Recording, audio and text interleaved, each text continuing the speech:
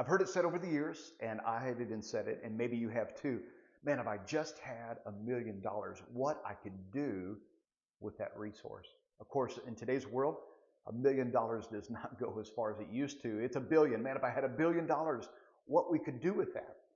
Well, I want to challenge that thought because a lot of times we think our breakthrough, our growth, what we need in our life, the problems that we need to resolve, we often think, man, if I knew that person, or if I had that connection, or if I had that amount of money, or if I had that kind of a job, or if I had that spouse, or this kind of a spouse.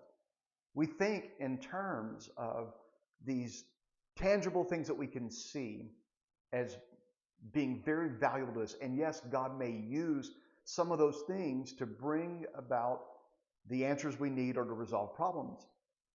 But I think it's a misbelief when we put our faith and our focus only in those things. In fact, I know it is. We're missing it. And we're talking about intentional living. This is the devotion that we're going through during this season. Intentional living, living on purpose, thinking about our beliefs, our habits, our routines when it comes to area of our faith this week. Today is day 3 if you're following along in the devotion, but I want to just add a side note to today's devotion. Hebrews chapter 6, verse 12. And the focus or the title today is Faith Connects You to Your Greatest Resource. It's faith. And here's what Hebrews says in verse 12, chapter 6.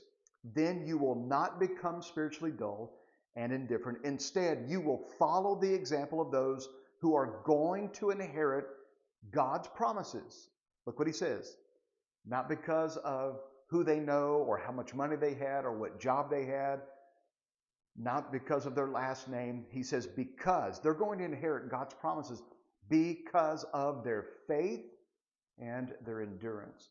And that's powerful. And I want you to think about this today as you look at the needs that you have. Where do you need God to come through for you? What breakthrough do you need? What promise or problem are you trying to resolve? What is stressing you and straining you? What healing do you need in your body, in your mind, in your soul? I want to really just encourage you to go back to the basics of your faith in God, your trust in God. Your faith connects you to God's healing power. Look what he said in Mark. Jesus said this in Mark chapter 5, verse 34. He said to her, daughter, your faith has healed you. Your faith has healed you. Go in peace and be freed from your suffering. Come on, guys, strip this down. Think about this. Jesus could have said, hey, I'm going to heal you. And he did. It's going to be my power that's going to heal you. And it was. But he did not bring focus or highlight this into her life. He was trying to bring this out to get her to believe and establish this conviction. Your faith has connected you to the healer. Your faith has connected you to the greatest resource that you could ever be connected to, and that's me. Listen, so your faith is not what's healing you, but it is bringing you into the healing. Your faith is not what's bringing the breakthrough all by itself, but it is connecting you to the breakthrough. Your faith is not the breakthrough. Jesus is. But it is connecting you, and Jesus is highlighting this lesson to us that it is important. So I want you to look at this statement. Your faith is not just a belief system. It's the spiritual connection that links us to God's grace, his power, promises, healing, protection, and even victory. Your breakthrough is going to be a result of you focusing on your faith. Think about these appliances that we have or tools that we have. They are no good. They are no good. They're useless until we plug them in. Now we use this analogy like this saw has incredible ability to do amazing things. It can build and accomplish many things, but it can do nothing without it being plugged in. But I wonder if a better illustration is actually a battery for us when it comes to our faith and who we are. This saw, same thing.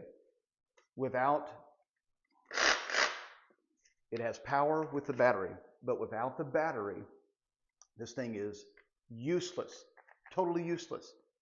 But this battery, I want you to think about your faith today like this battery. Because a lot of times, this is probably a better analogy, because a lot of times our faith gets weak, it gets weary, we get confused, we get distracted, we are drained, and we have to constantly keep our faith charged. And I want to, today, I believe with all my heart that God wants to give you breakthroughs in this season in your life. But stop thinking about if everything would just line up, if these one or two things would happen. Stop putting your faith there. Or if this person could give me an opportunity, or if this job would give me that raise, or that bonus, or that new position, or if this would just happen in my life. Stop putting your faith there and come back to recharging your faith that, man, God is my resource. God is my source. So I pray today that you're challenged and encouraged to bring your faith to another level. And your another level of faith will happen as you think about how putting your faith and your trust in God.